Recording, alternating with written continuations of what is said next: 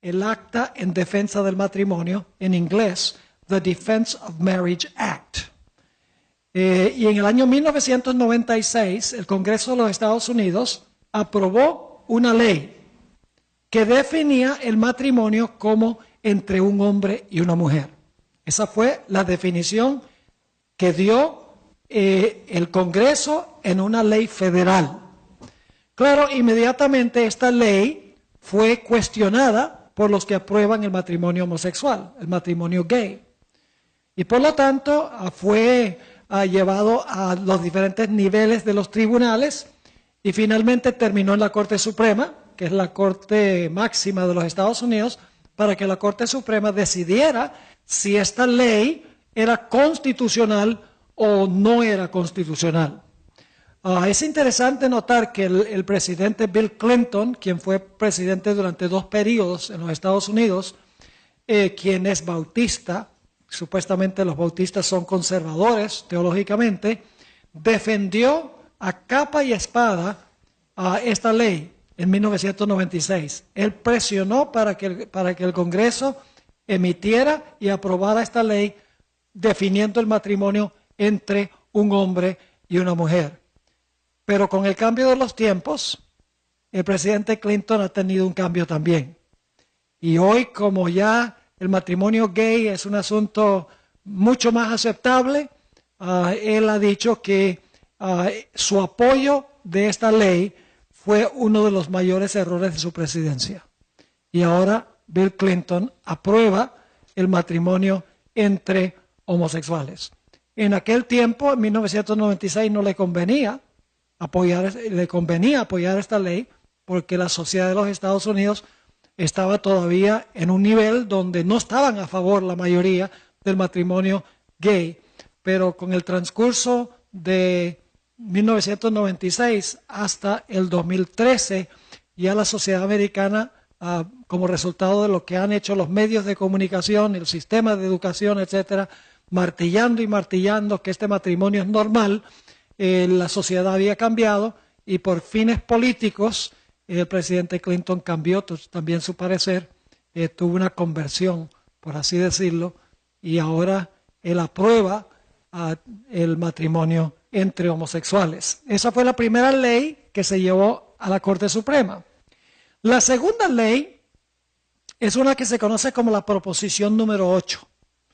Es en el estado de California, donde vivo yo. Allá muchas leyes se hacen por referendo. Es decir, cuando viene la elección, se presenta una ley en potencia al público, el público vota, si la mayoría aprueba esa ley, llega a ser ley. Y así fue que en el año 2008, en California se llevó esto en referendo a los habitantes de California y por un margen de 52% a 48%, el referendo ganó, definiendo el matrimonio como entre un hombre y una mujer. Es decir, la Proposición 8, el público se pronunció por referendo de que el matrimonio debe ser entre un hombre y una mujer. Inmediatamente esta ley fue votada por mayoría, fue llevada al Tribunal del 9º Circuito de la ciudad de San Francisco. La ciudad de San Francisco es la capital de los gays en los Estados Unidos. Y la Corte allá, la Corte del Suprema o la Corte del 9º Circuito, es una corte muy liberal y por un voto de 2-1, porque 3 jueces fueron los que evaluaron si esta ley era constitucional o no, la Proposición 8, decidieron revocar lo que el público había votado por mayoría, por referendo. Es decir, fue en contra del voto del pueblo, para el pueblo y por el pueblo. Y esta decisión del Tribunal del 9º Circuito fue apelado a diferentes tribunales en diferentes niveles, finalmente terminó en la Corte Suprema de los Estados Unidos. Y la Corte Suprema, por más o menos 6 meses, en el año 2012 y 2013, analizó estas 2 leyes para determinar si las leyes eran constitucionales o no. Básicamente la Corte Suprema votó que DOMA era inconstitucional. Es decir, la ley federal que definía el matrimonio como entre un hombre y una mujer fue declarada por la Corte Suprema no constitucional. Es decir, la ley fue revocada. Y en cuanto a la proposición número 8 de la ciudad del estado de California, la Corte Suprema básicamente votó que la decisión del Tribunal del Noveno Circuito iba a quedar así, que ellos no iban a revocar la decisión que había tomado la Corte del Noveno Circuito. Básicamente, al hacer esto, ellos estaban legalizando el matrimonio gay en California, porque estaban diciendo que lo que decidió la Corte Liberal de San Francisco es lo que iba a hacer. Como resultado de esto, estado tras estado empezaron a aprobar el matrimonio entre homosexuales. En el presente hay 32 de los 50 estados en los Estados Unidos que han aprobado por ley el matrimonio entre homosexuales. Muchos de estos estados lo hicieron como resultado de que la Corte Suprema de los Estados Unidos haya revocado la ley DOMA y que haya dejado que la decisión del Noveno Circuito quedara en cuanto a la proposición número 8.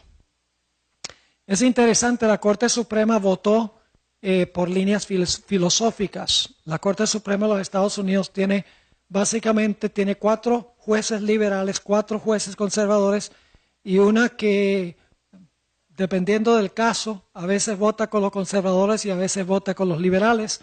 Pero en este caso, 5 jueces votaron a favor de revocar la constitucionalidad de estas 2 leyes y 4 votaron en contra de revocar la constitucionalidad de estas leyes.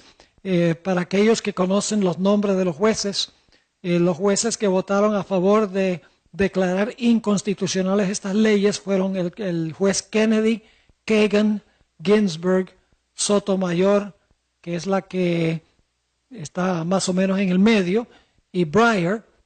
Fueron los que votaron a favor de eliminar la constitucionalidad de estas leyes, y los que votaron de que se conservara DOMA fueron los jueces Roberts, que es el juez supremo, Scalia, Thomas y Alito.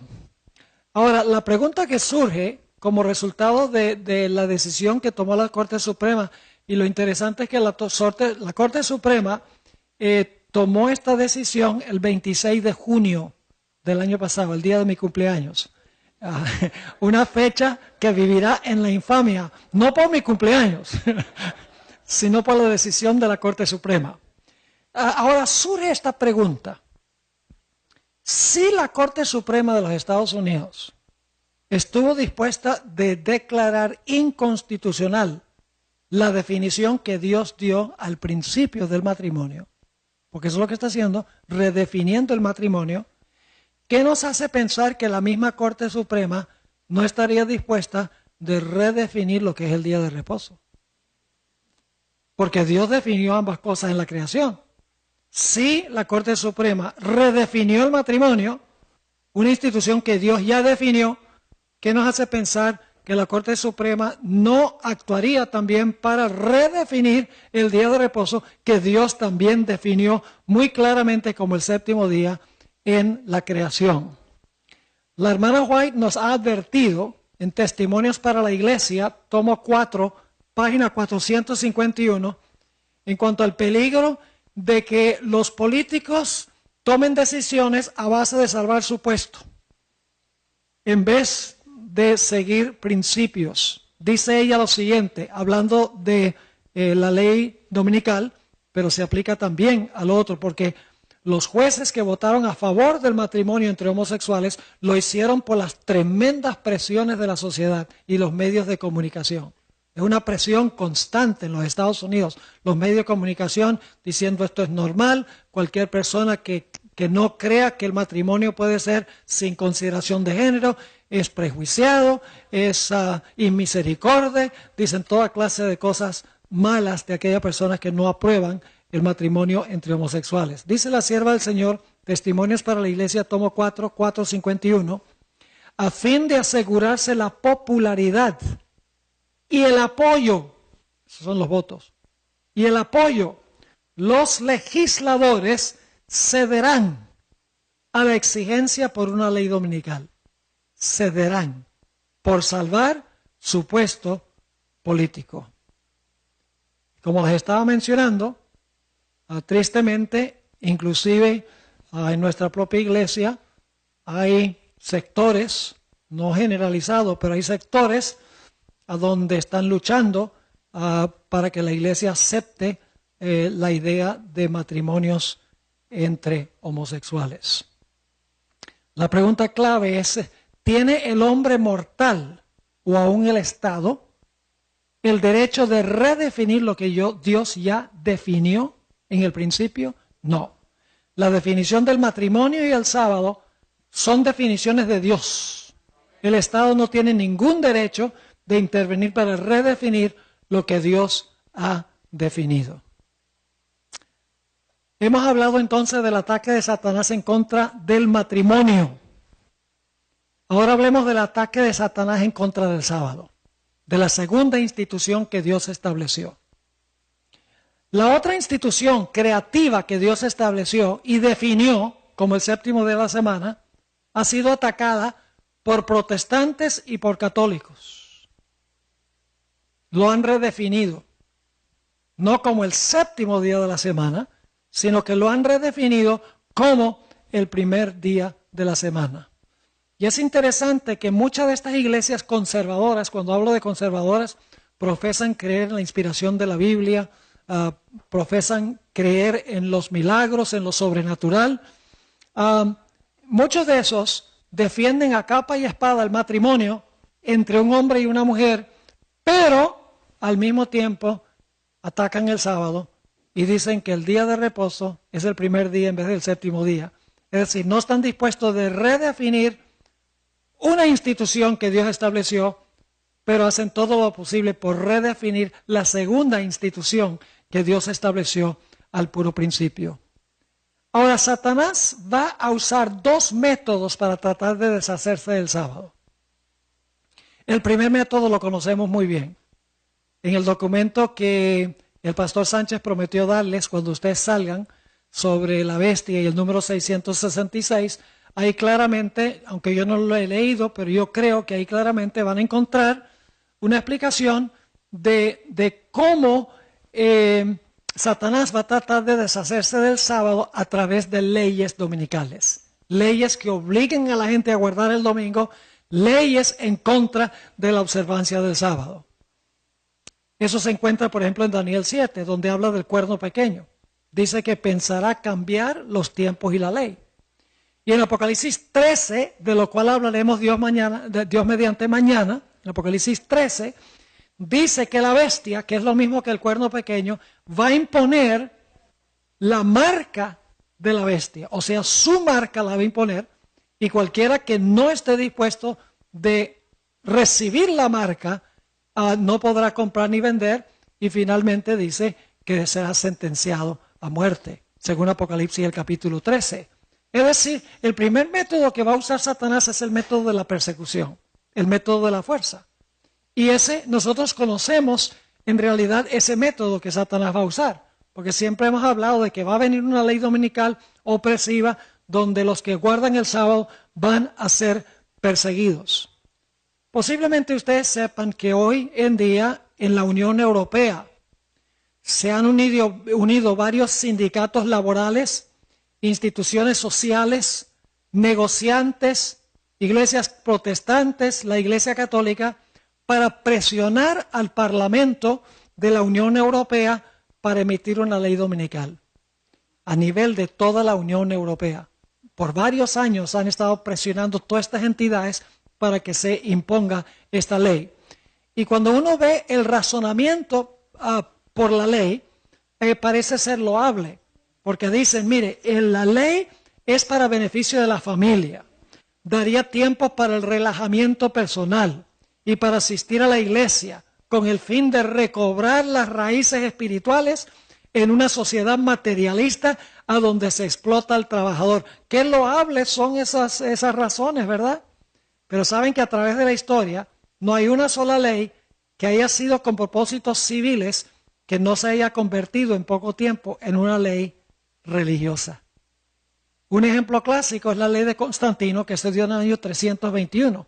Esa ley dominical no fue una ley dominical religiosa, la de Constantino. Fue una ley civil para beneficio, para que puedan descansar los agricultores y los trabajadores. Pero solamente pasaron unos pocos años y en el año 336, la ley fue dada en el 321, en el 336, en el concilio de la Odisea, la Iglesia Católica usó esa ley, la convirtió en una ley religiosa en contra de los que sabatizan, según dicen ellos, en contra de los observadores del sábado. Es decir, la ley se transformó de una ley civil para beneficio de la sociedad a una ley religiosa que llegó a ser opresiva. La Sierva de Dios nos dice en la Review and Herald, febrero 16, 1905, dice, tarde o temprano se emitirán leyes dominicales, tarde o temprano. En otra cita que se encuentra en un artículo del 6 de abril de 1911, también en la Review and Herald, que es la revista adventista, dice ella, vendrá el tiempo en que los hombres no solo prohibirán trabajar el domingo, sino que procurarán obligar a los hombres a trabajar el sábado y a suscribirse a la observancia del domingo, a riesgo de perder su libertad y sus vidas. Pero el tiempo para que esto ocurra no ha llegado aún, pues la verdad ha de presentarse más plenamente al pueblo por testimonio. Es decir, tarde o temprano, dice ella, va a haber leyes dominicales, leyes que no solamente van a prohibir que se guarde el sábado, sino que van a exigir que se guarde el domingo. Este es el primer método que Satanás va a usar para deshacerse del sábado y los que guardan el sábado. Pero el segundo método es más subliminal y mucho más peligroso. Y pocas cosas se dicen en cuanto a eso. La segunda línea de ataque es a través de la teoría de la evolución. Ese es un método subliminal, es un método indirecto, que si uno no presta atención, uno no ve la conexión entre esto y un ataque en contra del sábado. Todos los eruditos católicos, hoy por hoy enseñan la evolución. Muchos eruditos protestantes, los protestantes liberales prácticamente todos y los protestantes conservadores, muchos han llegado a la conclusión de que este mundo llegó a existir por un proceso de evolución. Algunos hablan de evolución teísta, otros hablan de creación progresiva, pero dicen que Dios usó el método de evolución para crear, que no podemos confiar en el relato literal de la creación como se encuentra en el libro de Génesis. Lo interesante es que el Papa Francisco I está entre aquellos que han procurado decir que la creación de Génesis y la evolución son compatibles. En el concilio otoñal este año, en Washington, D.C., el concilio otoñal es una reunión que se hace cada año donde se reúnen básicamente la Junta Ejecutiva de la Conferencia General de la Iglesia Mundial Adventista. Y ellos entonces deciden mandar ciertas decisiones al cuerpo mundial para que el cuerpo mundial vote. Y una de las cosas que hicieron fue fortalecer en nuestras doctrinas fundamentales, 28 doctrinas fundamentales, la declaración sobre la creación. Y una de las cosas que pusieron allí, que no estaba antes, era bastante fuerte antes de que la creación fue literal en 7 días literales, pero añadieron que fueron 7 días literales como los días que existen hoy.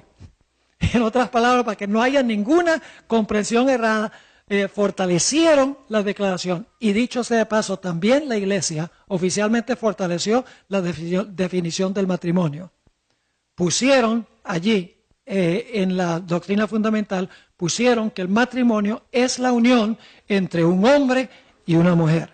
Claramente lo pusieron, y eso se va a referir el próximo año a la Conferencia General en San Antonio, a donde la delegación de todo el mundo, que son más de 2,000 delegados, van a tomar lo que se recomendó de parte del concilio anual para luego votar, ya sea a favor de adoptar esa terminología o no votar a favor. La vasta mayoría del mundo va a votar a favor de fortalecer la definición que da la Iglesia del matrimonio y lo que cree la Iglesia en cuanto a la creación. Gracias a Dios tenemos un gran presidente de la Conferencia General, un hombre que teme a Dios, que ama a la Iglesia, que quiere reavivamiento y reforma y quiere que la Iglesia se atenga a sus raíces, que no abandone sus raíces teológicas. Debemos orar por él porque tiene presiones inmensas ahora de muchas diferentes partes. Permítame hablar un poquito sobre el concepto que tiene Francisco I de la creación y su relación con la evolución. Y antes de decir esto, yo quiero decir que el Papa es un camaleón. Esta es la mejor forma que lo puedo describir. Y la hermana White describe el papado. Ella dice, bajo la apariencia variable del camaleón se encuentra el veneno invariable de la serpiente. Así que no soy yo el que lo está diciendo, lo dice la sierva del Señor. Posiblemente ustedes se han dado cuenta que recientemente cuando le preguntaron qué dice él del matrimonio gay, él dice, bueno, ¿quién soy yo para juzgar? Y le voy a leer una cita sobre la creación. Cuando le preguntaron sobre la creación, él dice, no, dice, la creación y la evolución son perfectamente compatibles. Porque él quiere complacer a la Iglesia y él quiere también complacer a los científicos. Y quiere complacer, o sea, en forma indirecta, cuando dice, ¿quién soy yo para juzgar? Él no está diciendo yo estoy a favor o en contra. Sencillamente está dejándolo en el aire porque él quiere complacer a ambos grupos. Esa es la forma de obrar los jesuitas. Mañana les voy a hablar de eso. Él es el primer jesuita en 500 años en ser papa. La Iglesia Católica nunca quería meter un jesuita ahí como papa, porque los mismos católicos le tienen miedo a la secta de los jesuitas. Pero finalmente terminó allí y él lo que está haciendo es tratando de complacer a los científicos, de complacer a los medios de comunicación, al mismo tiempo mostrar que él es el conservador para entonces echarse todo el mundo al bolsillo. Esa es la estrategia. Ahora, déjenme leerles algunas citas que mencionó, que son citas directas de Francisco I. Digo lo siguiente. Cuando leemos el relato de la creación en Génesis, corremos el riesgo de imaginar que Dios fue un mago que con su vara mágica fue capaz de hacer todo. Pero no es así. Él creó la vida y permitió que cada criatura se desarrollara según las leyes naturales que les dio a cada uno. Es decir, Dios en cada ser puso el mecanismo de la evolución para que ese ser pudiera evolucionar. ¿Ve? Dios fue el creador porque Él puso el mecanismo de la evolución. Pero entonces la evolución es lo que creó lo que tenemos ahora. En otra cita Él dice, Dios creó a los seres humanos y les permitió desarrollarse según las leyes internas que Él les dio a fin de que pudieran alcanzar su pleno desarrollo. Hermanos y hermanas, esa es falsa teología, porque la teología bíblica dice que el hombre no se va a desarrollar hasta alcanzar su ápice. La Biblia dice que el mundo se va a volver peor y peor, y la única esperanza del mundo es la segunda venida de Cristo Jesús. Otra cita dijo, ustedes saben que es el Big Bang, que supuestamente el universo comenzó con una explosión grande, y de ahí surgió la vida. Y bueno, uno tiene que tener más fe para creer en la evolución que en la creación. Francamente, yo no puedo entender cómo un evolucionista puede creer en la evolución.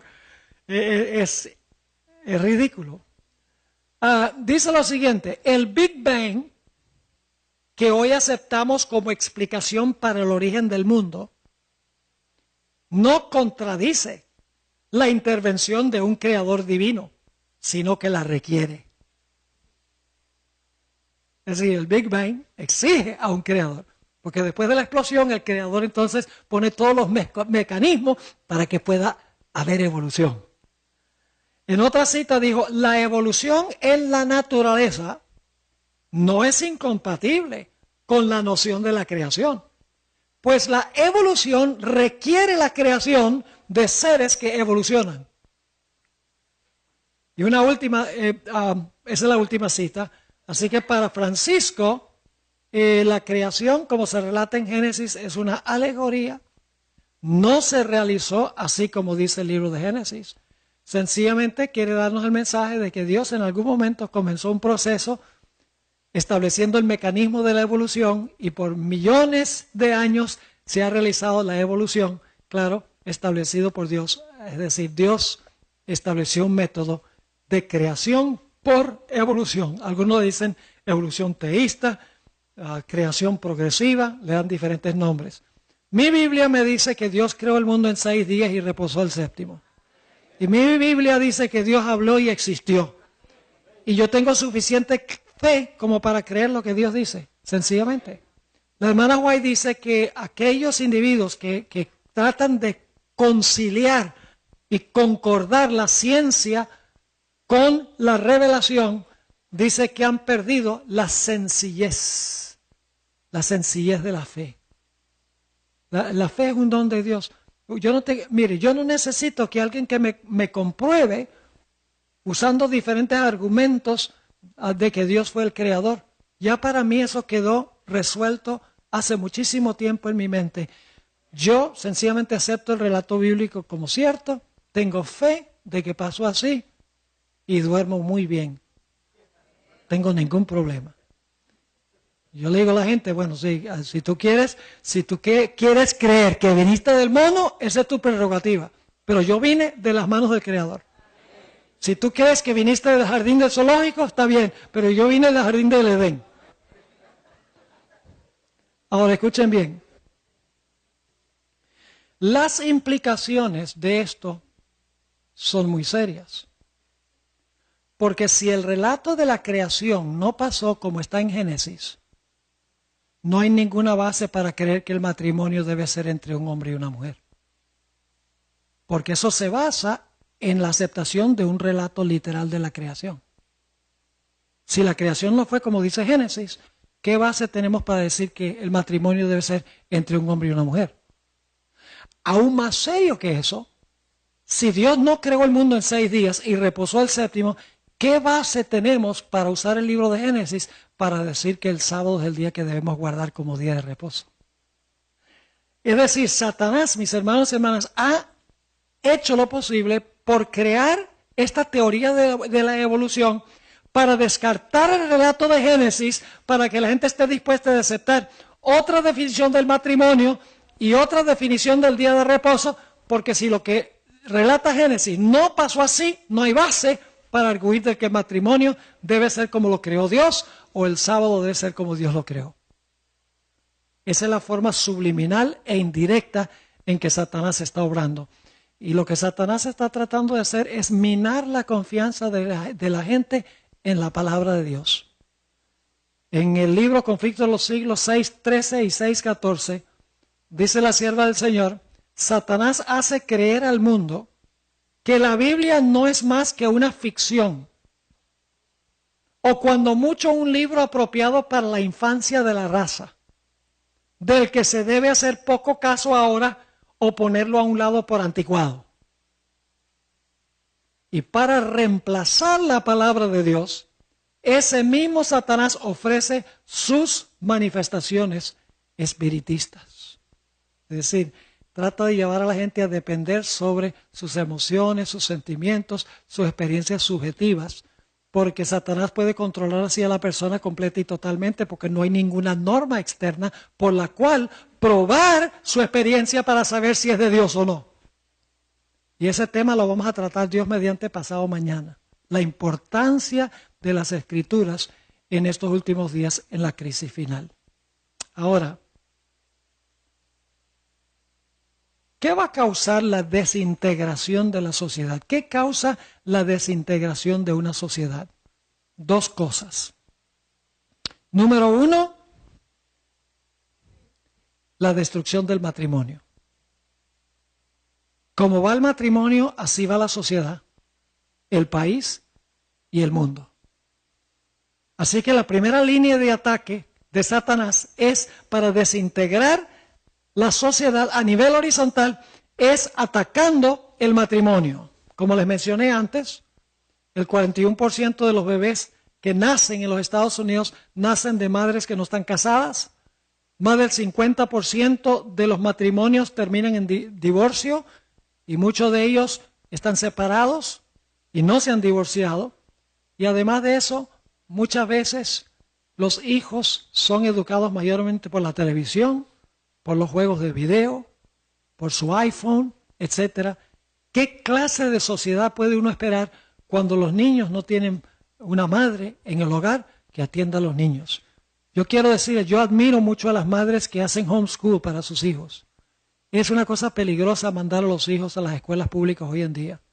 Se los digo sinceramente, porque los valores que se están enseñando ahí son terribles y las influencias son devastadoras para la familia. Si hubo un tiempo, hermanos y hermanas, en que debemos reunir a nuestros hijos cerca de nosotros y enseñarles y cuidarlos y adiestrarlos y educarlos, es ahora. Porque la sociedad y el mundo y los medios de comunicación, las películas de Hollywood, la música, todo está hecho para apartar a nuestros hijos, a nuestros jóvenes de Dios. Y eso es exactamente lo que está sucediendo. Satanás tiene como primera línea de ataque el hogar, el matrimonio, la familia. Pero hay un segundo factor que causa que se desintegre la sociedad y es que se pierde el respeto a Dios. Ya esa es una razón vertical. La familia es horizontal, la sociedad. Pero Satanás sabe que él tiene que minar la confianza de la gente en Dios como el Creador, en la grandeza de Dios, que le debemos nosotros a Dios respeto, que le debemos reverencia, porque Él es el gran Dios, el Creador. Y lo que ha hecho Satanás es llevar a la gente a pensar que Dios es uno tal cual como nosotros. Hoy en día, mis hermanos y hermanas, la adoración, el estilo de adoración en las iglesias, inclusive muchas iglesias adventistas, se centra en el adorador, no se centra en el que adoramos. La gente dice, no, yo quiero la clase de música que a mí me gusta. Yo quiero que se predique lo que a mí me gusta. Yo quiero venir vestido como yo me siento cómodo. Es decir, el culto se ha vuelto un culto en honor al adorador, en vez de un culto al que se adora. Cuando nosotros venimos a la presencia de Dios debemos venir con respeto. Es el gran Dios, es el creador del cielo y la tierra. Debemos vestir como si venimos a encontrarnos con el gran Dios. Debemos usar la música más sublime que honra y glorifica a nuestro Dios. Debemos adorar a Dios en la hermosura de la santidad, dice la Sagrada Escritura. No se trata de nosotros, yo voy a adorar como a mí me gusta, como a mí me hace sentir bien. No, ese no es el propósito de la adoración. El único propósito de la adoración es rendirle a Dios la honra, la gloria y el culto que Él se merece por la grandeza que Él tiene. Así que Satanás lo que está haciendo es causando que la gente pierda su reverencia a Dios. Ahora yo pregunto, ¿cuál es la señal que Dios ha dado para que nosotros recordemos que Él es el gran creador ante quien tenemos que rendirle cuentas? El sábado. Así que el diablo dice, si puedo destruir el sábado, voy a causar que el hombre olvide a aquel a quien apunta el sábado. La sierva de Dios dice que si el sábado siempre se hubiera observado, no habría un infiel, ni un ateo, ni un incrédulo.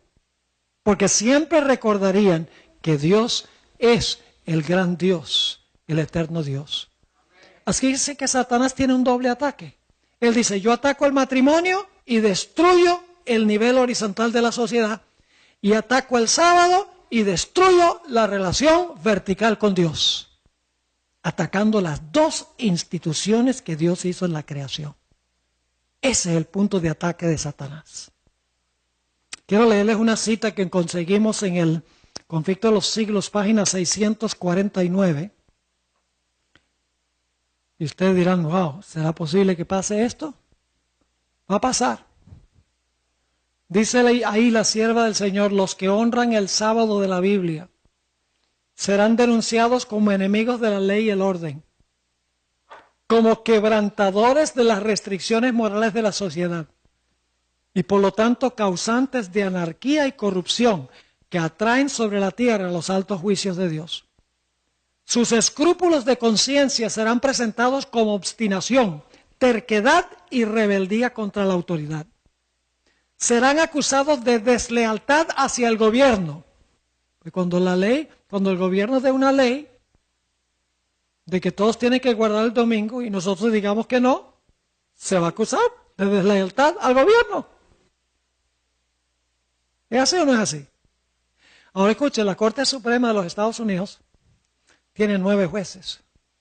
6 son católicos, de los 9. Es algo muy serio.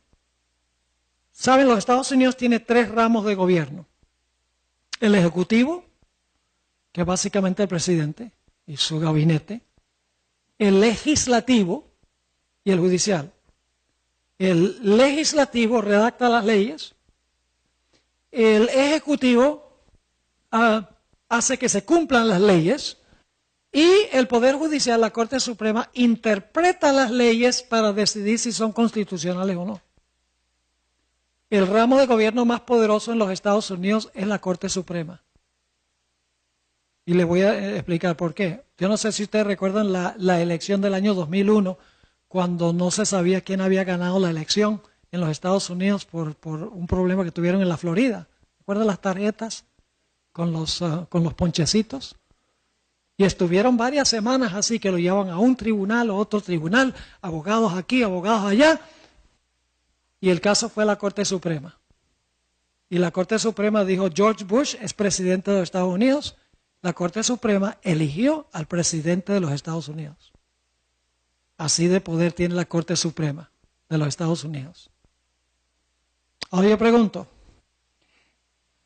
en los Estados Unidos hay una primera enmienda a la Constitución que dice que el Congreso no puede hacer ninguna ley que establezca religión. O sea, el Congreso no puede hacer ninguna ley que haga una ley, o sea, una ley donde usted tiene que hacer algo religioso. Y la segunda cláusula dice que el Congreso no puede hacer ninguna ley que prohíba que usted practique su religión. Es decir, no puede hacer observancias religiosas que obligue a la gente a cumplir ciertos requisitos religiosos, ni tampoco que la gente practique su religión. Es decir, el Congreso está prohibido meterse en el asunto de la religión. Yo pregunto, tomando en cuenta eso, ¿sería inconstitucional una ley dominical en los Estados Unidos? ¿Sería inconstitucional? Claro que sí. Hasta un niño puede entender que una ley dominical es establecer religión. Yo pregunto, ¿una ley que prohíba la observancia del sábado sería inconstitucional? Claro, porque no puede hacer ninguna ley que prohíba que la gente practique su religión. Decir que no pueden guardar el sábado está prohibiéndoles que ellos observen su religión. Estas leyes serían claramente inconstitucionales. Pero ¿qué sucede si la Corte Suprema declara que leyes inconstitucionales son constitucionales? La ley va, aunque sea inconstitucional. Y la declaración de la Corte Suprema no se puede apelar. Es el último tribunal de apelación. Ahora podemos entender un poquito más lo que vamos a estudiar en detalle mañana en la noche. Que hay una bestia que tiene 2 cuernos como de cordero. pero habla como un dragón. ¿En qué se parece un cordero a un dragón? En nada. Pero aquí tenemos esta bestia que tiene dos cuernos como de cordero, pero se porta como un dragón. Eso es lo que va a pasar. En los Estados Unidos no se va a eliminar la primera enmienda de la Constitución. O sea, no se va a eliminar lo que dice que el Congreso no puede hacer ninguna ley que establezca religión, ni puede prohibir que usted practique su religión. Eso va a quedar en la Constitución. Pero lo que va a pasar es que la Corte Suprema va a declarar que leyes que no son constitucionales, en realidad son constitucionales. Y de esa manera esa nación, que tiene esos dos cuernos como de cordero, que representa libertad civil y religiosa, separación de la iglesia del Estado, va a terminar estableciendo religión y prohibiendo la práctica de la religión, contradiciendo su propia característica. Mañana vamos a estudiar un poquito más ese asunto. Sigue diciendo, sus escrúpulos de conciencia serán presentados como obstinación, terquedad y rebeldía contra la autoridad. Serán acusados de deslealtad hacia el gobierno. Ahora fíjense quiénes especialmente lo van a hacer. Los ministros que niegan la obligación de observar la ley divina predicarán desde el púlpito que hay que obedecer a las autoridades civiles porque fueron instituidas por Dios y fueron establecidas por Dios. Pero no para meterse en religión, para gobernar en asuntos civiles, sí, pero no para meterse en asuntos de religión. Hay que dar a César lo que es de César y a Dios lo que es de Dios, no juntos sino separados. Los ministros que niegan la obligación de observar la ley divina predicarán desde el púlpito que hay que obedecer a las autoridades civiles porque fueron instituidas por Dios. En las asambleas legislativas y en los tribunales de la justicia se calumniará y condenará a los que guardan los mandamientos de Dios. Se falsearán sus palabras y se atribuirán a sus móviles las peores intenciones. La gente en la oficina, yo represento un ministerio que se llama Secrets Unsealed. Comenzamos hace unos 10 años. Comenzamos en 2 cuarticos de la iglesia, una cosa pequeña, pero ha crecido una barbaridad. Ahora tenemos 10 empleados, tenemos nuestro propio edificio, estudio de producción, etc. Y la gente que trabaja allí siempre vive diciéndome, pastor, cuando venga el asunto de la ley dominical y cuando venga el asunto del matrimonio gay, usted va a ser el primero que van a arrestar. Y yo les digo, eso es cierto, pero como ustedes trabajan conmigo, ustedes se van a la cárcel conmigo. Viene el día en que va a pasar eso. Hermanos y hermanas, si hubo un tiempo en que la iglesia adventista tiene relevancia es ahora. El mensaje del primer ángel. Temed a Dios y dadle gloria, porque la hora de su juicio ha llegado, y adorad a aquel que hizo el cielo, la tierra, el mar y las fuentes de las aguas. Adora al Creador.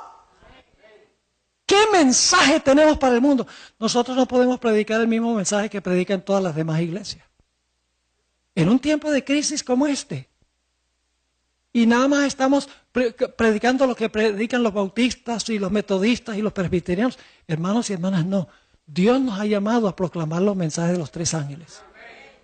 Y mañana vamos a hablar más sobre los mensajes de los 3 ángeles y la actualidad que tienen estos mensajes para nuestro tiempo en especial. Quiero terminar leyéndoles una cita. Es triste esto cuando yo lo leo. ¿Qué va a pasar con los Estados Unidos? La nación más grande que jamás se haya levantado en la historia es los Estados Unidos. No es porque es más grande, porque la gente es más inteligente, porque hay más dinero, porque tiene un ejército más poderoso, mejores armas. No es por eso. Es por los principios sobre los cuales los Estados Unidos fue fundamentado. Principios divinos. donde la gente iba buscando libertad de conciencia para adorar a Dios de acuerdo a como lo dicta su conciencia. Pero escuchen lo que dice la sierva del Señor en la revista Señales de los Tiempos, del 4 de julio, Día de la Independencia de los Estados Unidos, 1899. Dice la sierva del Señor: la nación más grande y favorecida sobre la tierra es los Estados Unidos. Una providencia generosa ha escudado a esta nación y derramado sobre ella las bendiciones más preciadas del cielo. Aquí han hallado refugio los perseguidos y oprimidos. Aquí se ha enseñado la fe cristiana en su pureza. Este pueblo ha recibido gran luz y misericordia sin par. Pero estos dones han sido repagados con ingratitud y un olvido de Dios. El Ser Infinito lleva un registro de las naciones y la culpabilidad de ellas es proporcional a la luz que han rechazado. Un registro temible contra nuestra tierra se halla en el libro celestial, pero el crimen que colmará la copa de su iniquidad será cuando anule la ley de Dios. Entonces la sierva del Señor dice que Dios escribirá en el libro celestial apostasía nacional. Y eso será seguido rápidamente por la ruina nacional. Lo que Dios estableció para bien. Pero es una nación que ya ha tomado el primer paso de rechazar el séptimo mandamiento, abiertamente. El gobierno en sí. No falta mucho más tiempo, creo yo, para que tome el siguiente paso. Especialmente porque la Iglesia romana está presionando por una ley dominical para beneficiar al trabajador en Europa. Y estoy seguro que el próximo año, cuando el Papa visite los Estados Unidos y dé su discurso, creo que en septiembre, ante el Congreso de los Estados Unidos, el Senado y la Cámara de Representantes, todos reunidos, estoy seguro que él va a hablar en contra de la sociedad materialista en la cual nosotros vivimos, la necesidad de beneficiar a los pobres y la necesidad de darle a la gente tiempo para recargar sus baterías espirituales, tiempo para ir a la iglesia, tiempo para descansar en una sociedad que es súper materialista. Y es una sociedad súper materialista, hermanos y hermanas. Antier, mi esposa y yo estábamos en el sur de California. Fuimos allá un par de días, alquilamos un apartamento ahí al lado de la playa, sencillamente para caminar y respirar el aire del mar y comer y dormir y bueno, disfrutar. Y decidimos el viernes por la mañana ir a comer a un mall. Y les cuento, hermanos y hermanas, eso es lo que llaman Black Friday. Que por cierto me dijeron que aquí pusieron su propio Black Friday para que la gente no se vaya para allá. ¿Es verdad eso? Hay que preguntarle a Mireya, ¿es verdad?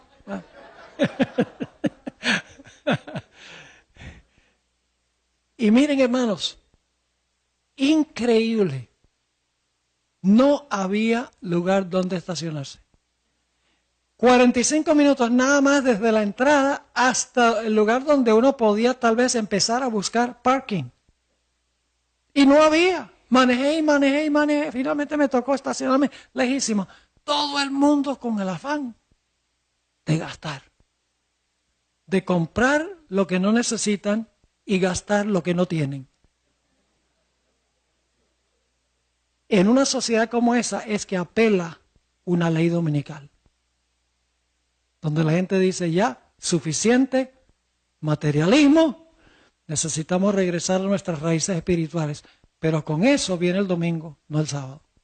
Cuando en realidad el sábado debe ser el día de reconectar con Dios, porque es el día que Él estableció y es el día en que Él descansa con nosotros. No el primero, ni el sexto, el séptimo. Así que, hermanos y hermanas, son señales de que estamos en el umbral de grandes eventos, los grandes eventos que predice la Biblia y que anunció el Espíritu de profecía.